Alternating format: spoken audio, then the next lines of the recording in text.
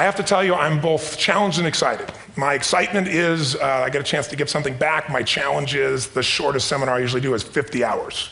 And I'm not exaggerating. I do weekends, and what I do more than that, obviously, coach people, but I'm into immersion, because how'd you learn language? You didn't learn it by just learning principles. You got in it, and you did it so often that it became real. And the bottom line of why I'm here, besides being crazy mofo, is that I'm really in a position, I'm not here to motivate you, obviously. You don't need that. And a lot of times, that's what people think I do, and it's the furthest thing from it. What happens, though, is people say to me, well, I don't need any motivation. And I say, well, that's interesting. That's not what I do. I'm the why guy. I don't know why you do what you do. What is your motive for action? What is it that drives you in your life today, not 10 years ago, or are you running the same pattern? Because I believe that the invisible force of internal drive activated is the most important thing in the world. I'm here because I believe emotion is the force of life. All of us here have great minds. You know, most of us here have great minds, right? I don't know if I'm in the category, but we all know how to think. And with our minds, we can rationalize anything, we can make anything happen. We can, I agree with what was described a few days ago about this idea that people work in their self-interest, but we all know that that's bullshit at times. You don't work in your self-interest all the time. Because when emotion comes into it, the wiring changes in the way it functions.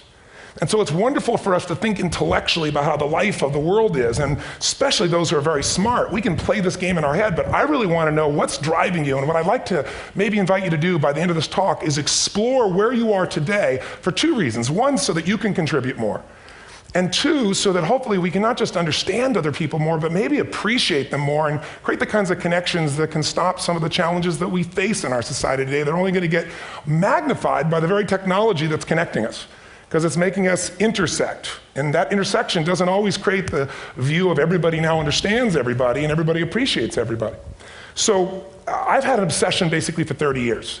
And that obsession has been what makes the difference in the quality of people's lives? What makes a difference in their performance? Because that's what I got hired to do. I got to produce the result now. That's what I've done for 30 years. I get the phone call when the athlete is burning down on national television and they were ahead by 5 strokes and now they can't get back on the course. And I got to do something right now to get the result or nothing matters. I get the phone call when the child is going to commit suicide, and I got to do something right now.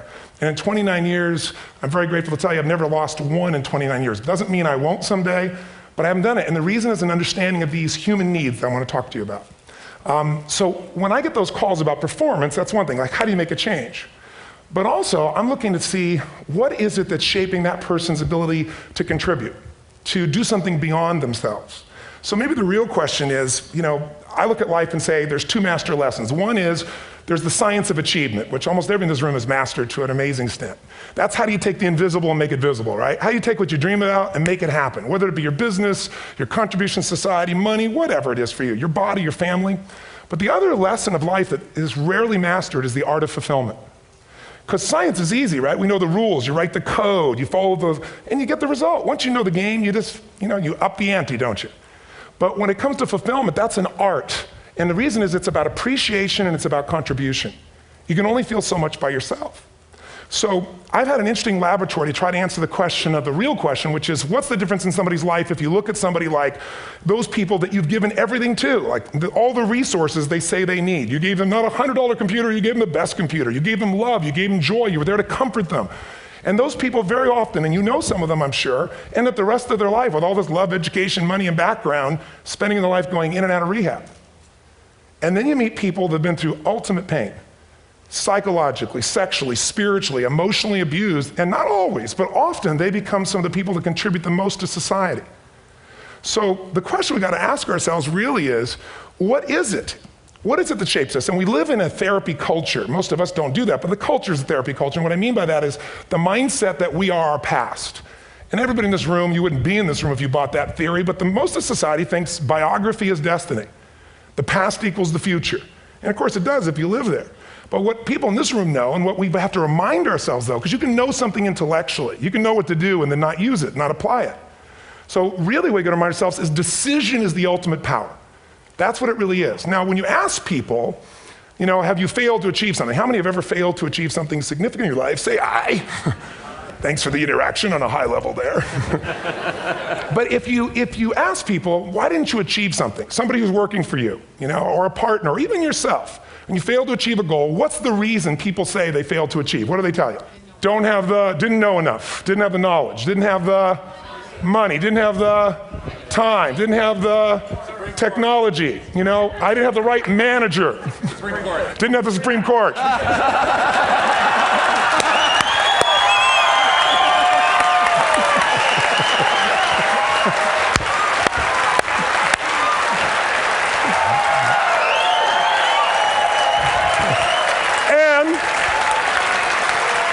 And what do all those, including the Supreme Court, have in common? They are a claim to you missing resources. And they may be accurate. You may not have the money. You may not have the Supreme Court. But that is not the defining factor.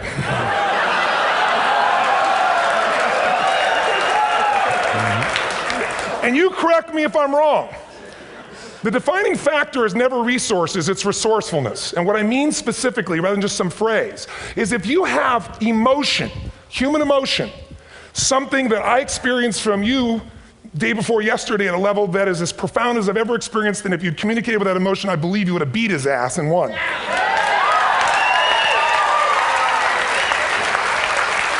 But how easy for me to tell him what he should do. Idiot, Robbins. But I know when we watched a debate, at that time, there were emotions that blocked people's ability to get this man's intellect and capacity and the way they came across to some people in that day. Because I know people that wanted to vote in your direction and didn't, and I was upset. But there was emotion that was there. How many know what I'm talking about here? Say I. So emotion is it, and if we get the right emotion, we can get ourselves to do anything. We can get through it. If you're creative enough, playful enough, fun enough, can you get through to anybody, yes or no? Yes. If you don't have the money, but you're creative and determined enough, you find the way. So this is the ultimate resource, but this is not the story that people tell us, right? The story people tell us is a bunch of different stories. They tell us we don't have the resources, but ultimately, if you take a look here, flip it up if you would. They say, what are all the reasons they have in common? We've said that. Next one, please. He's broken my pattern, that son of a bitch. But I appreciated the energy, I'll tell you that. What determines your resources? We've said decisions shape destiny, which is my focus here. If decisions shape destiny, what determines it is 3 decisions. What are you going to focus on? Right now, you have to decide what you're going to focus on. In this second, consciously or unconsciously, the minute you decide to focus on something, you've got to give it a meaning.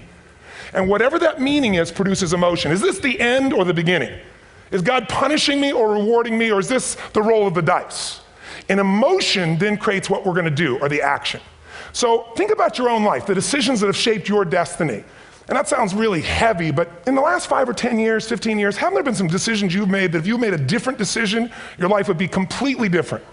How many can think of one, honestly? Better or worse? Say I. So the bottom line is maybe it was where to go to work and you met the love of your life there. Maybe it was a career decision. I know the Google geniuses I saw here.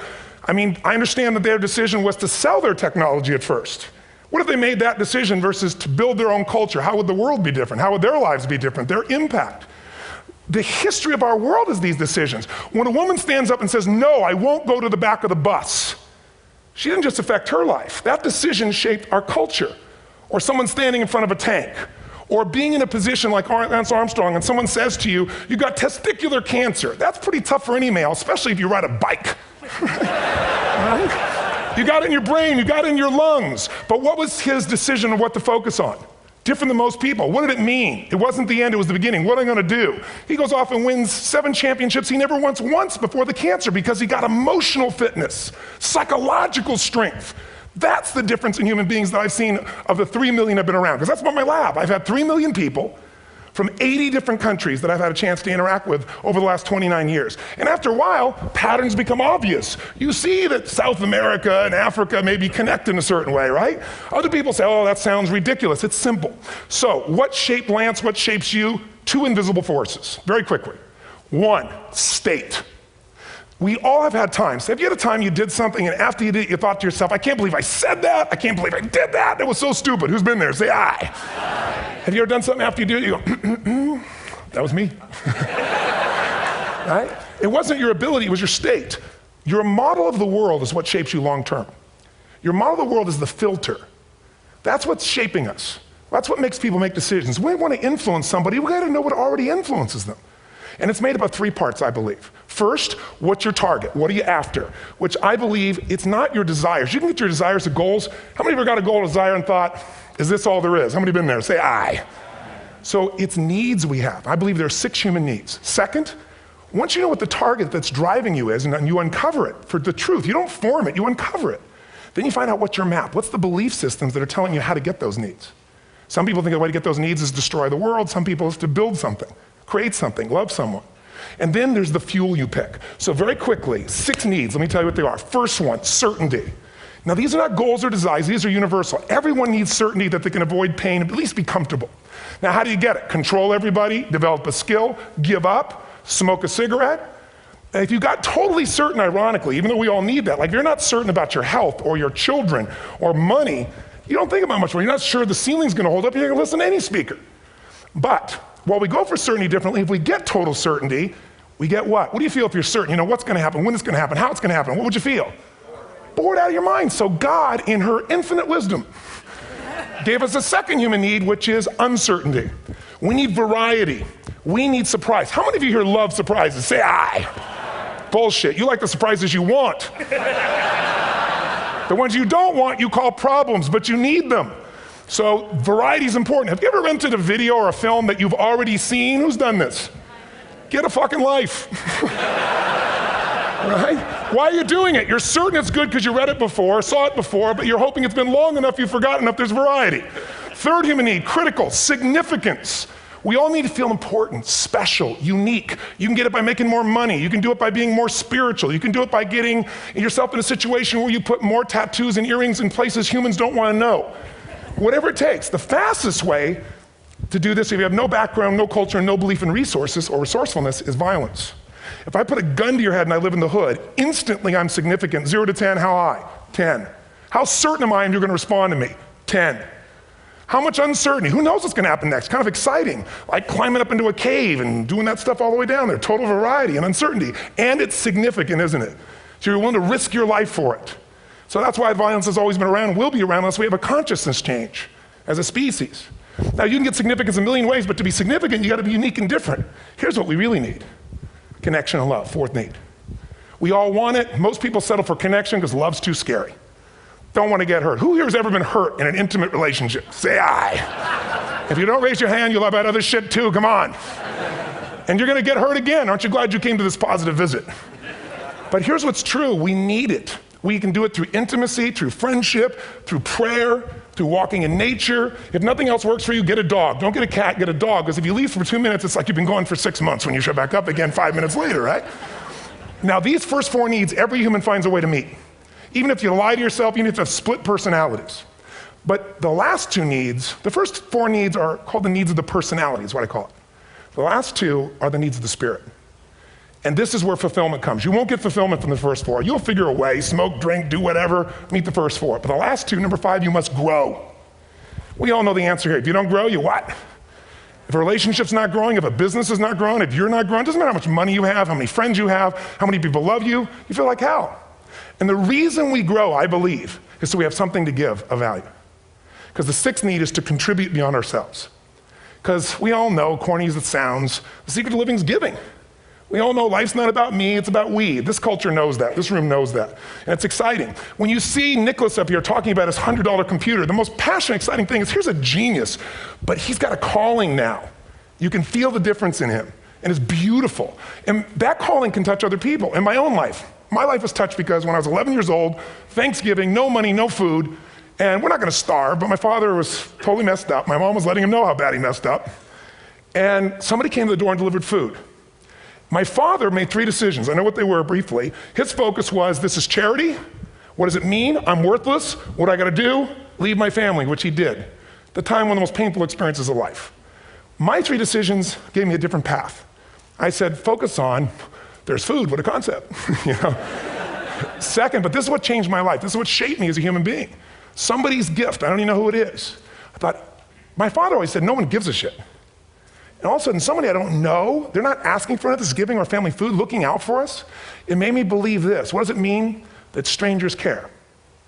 And what that made me decide is, if strangers care about me and my family, I care about them. What am I gonna do? I'm gonna do something to make a difference. So when I was 17, I went out one day on Thanksgiving. It was my target for years, have enough money to feed 2 families. Most fun thing I ever did in my life, most moving.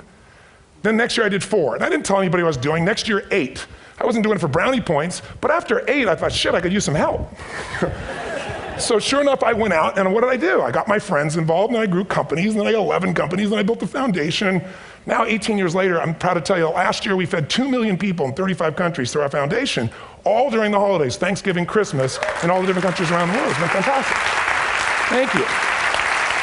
So I don't tell you that to brag, I tell you because I'm proud of human beings because they get excited to contribute once they've had the chance to experience it, not talk about it. So finally, I'm about out of time, the target that shapes you, here's what's different about people. We have the same needs, but are you a certainty freak? Is that what you value most, or uncertainty? This man here couldn't be a certainty freak if he climbed through those caves. Are you driven by significance or love? We all need all 6, but whatever your lead system is tilts you in a different direction. And as you move in a direction, you have a destination or destiny. The second piece is the map. Think of that as the operating system tells you how to get there. And some people's map is, I'm gonna save lives even if I die for other people, and they're a fireman. Somebody else says, I'm gonna kill people to do it. They're trying to meet the same needs of significance, right? They want to honor God or honor their family, but they have a different map. And there are 7 different beliefs. I can't go through them because I'm done. The last piece is emotion. I say one of the parts of the map is like time. Some people's idea of a long time is 100 years. Somebody else says is 3 seconds, which is what I have. And the last one I've already mentioned that felt you. If you got a target and you got a map, and let's say, I can't use Google because I love Macs and they haven't made it good for Macs yet. So if you use MapQuest, how many have made this fatal mistake of using MapQuest at some time? You use this thing and you don't get there. Well, imagine if your beliefs guarantee you can never get to where you want to go. The last thing is emotion. Now here's what I'll tell you about emotion. There are 6,000 emotions that we all have words for in the English language, which is just a linguistic representation, right? It changes by language. But if your dominant emotions, if I have more time, I have 20,000 people or 1,000, and I have them write down all the emotions that they experience in an average week.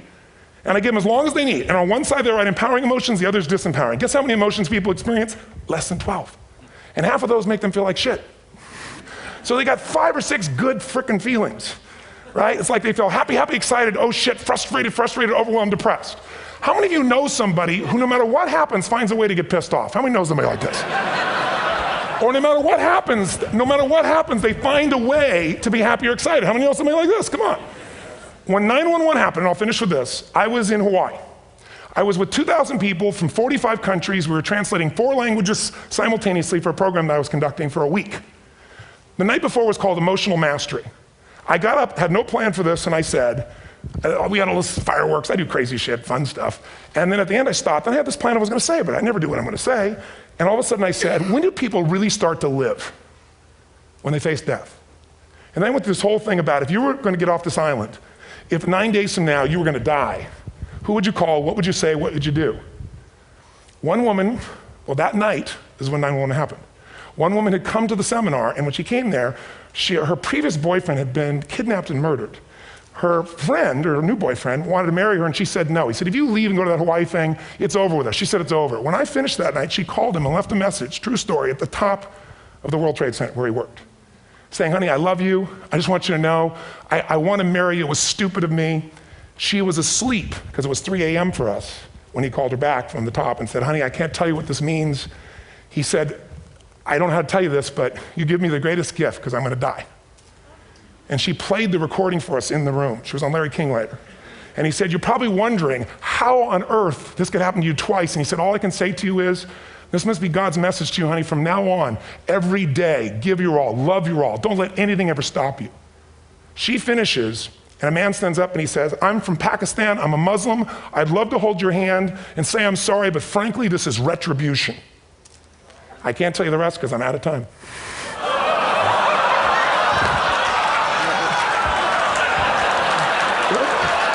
Are you sure? Finish the story. 10 seconds. 10 seconds, no, I want to be respectful. 10 seconds, all I can tell you is I brought this man on stage with a man from New York who worked in the World Trade Center, because I had about 200 New Yorkers there. More than 50 had lost their entire companies, their friends, marking off their Palm Pilots, one financial trader, this woman made of steel, bawling, 30 friends crossing off that all died. And what I did to people is said, what are we going to focus on? What does this mean, and what are we going to do? And I took the group and got people to focus on, if you didn't lose somebody today, your focus is going to be how to serve somebody else. There are people, one woman got up and she was so angry and screaming and yelling. And she wasn't from New York, she's not an American, she doesn't know anybody here.